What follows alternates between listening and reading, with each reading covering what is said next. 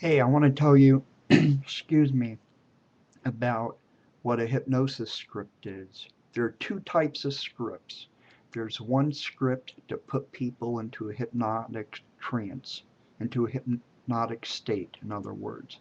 Then there's a script that's the therapy part, whether it be losing weight or stopping smoking and so on. I have mixed feelings about both of them. I myself, 70% of the time, I come up with stuff off the top of my own head. And I'm sure that you can tell through listening as your eyes are shut. Um, okay, now it's not really cheating to use those. I would say 85 to 90% of hypnotists use them. And a lot of times hypnotists, as it's called, a script, will have them memorized.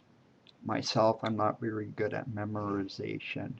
Now, my own induction, where you put someone into hypnosis, induced hypnosis, if you go to my very first hypnosis video, that's the one that I always use. I would say 90-95% of the time. That's the one that I use. That's my own. There's influences in there from other hypnotists, but as far as the order, what to say, everything, that's my own. Now, the first time that I ever did that was off the top of my head. And later on, I did write it down more for completion, or in case I forgot it, if I haven't done hypnosis in a long time. But that's the one that I use. Now, induction scripts I have a problem with if it's in person. In person, when you're putting someone into hypnosis, you need to watch that person. You have to look for signs of trance, signs where they might be coming out of trance, physical signs. You got to really be in tune with that person. And if you're too busy reading a piece of paper, you're not watching them, which I personally think you should do.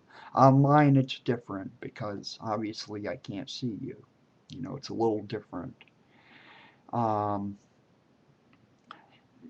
Now, the up part, and this is with the therapy in the um, induction scripts, is that they're always there at your fingertips. But even reading a hypnosis script, the best way to judge is that it's very um, rhythmically.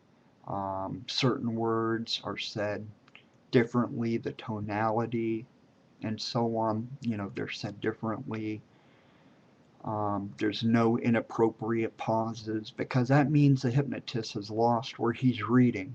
You know, um, that's how you judge. If someone's using a script, and I'm talking about online and in person to a degree. Um, Now, I'd say 30% of the time here, I have used both induction and therapy scripts. The reason why, that's just more to spicing things up. I don't want you to hear the same old um, hypnotic induction, though mine works really well. You know, I want you to kind of get a taste of different ways. And even then, like I said, 90% of the time, I use my own.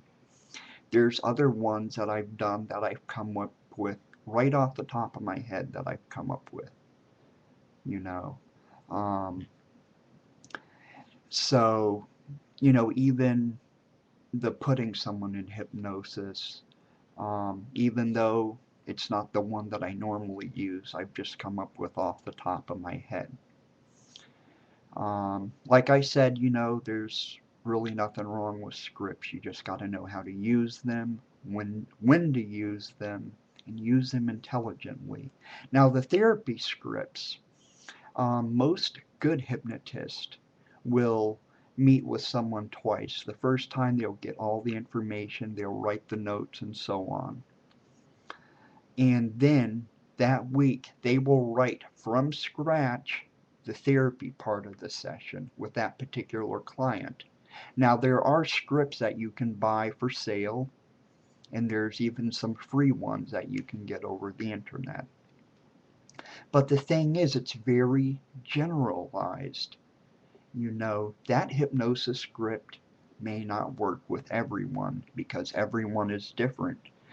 This person, he or she, might have very unique circumstances to why they overeat or smoke or have anxiety.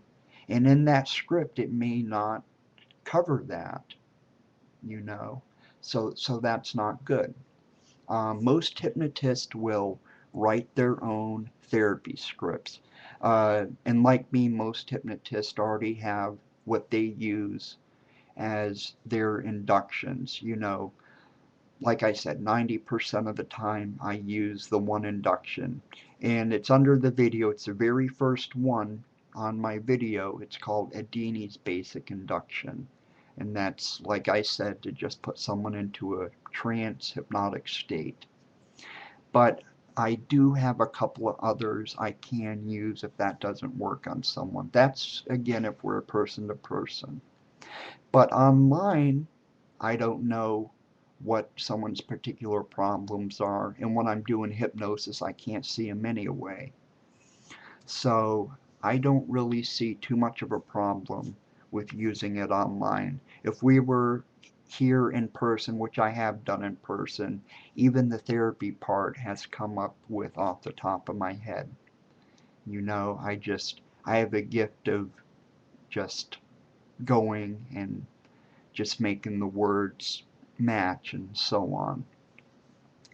But, even though your eyes are closed and you're in a deep relaxation, you shouldn't even be worried about whether the person's using a script or not. You should just be relaxing, putting yourself into the hypnotic state and listening to the therapy part. But if you were to judge, like I said, you would judge if the person is flubbing words, if there's inappropriate pauses, if they're not saying in a rhythm type action, and so on. But like I said, there are pros and cons to scripts. And like I said, if you use them intelligently and if you use them with care, when to use them, when not to use them, I find no problem. It is best, if you can memorize at least the putting someone into hypnosis. Like, you can get scripts. This is a conditioning script, but like I said, most of the stuff I do comes off the top of my head. The only reason why that I will use a script is to keep things spiced up and so you guys don't get bored. All right, thank you and God bless.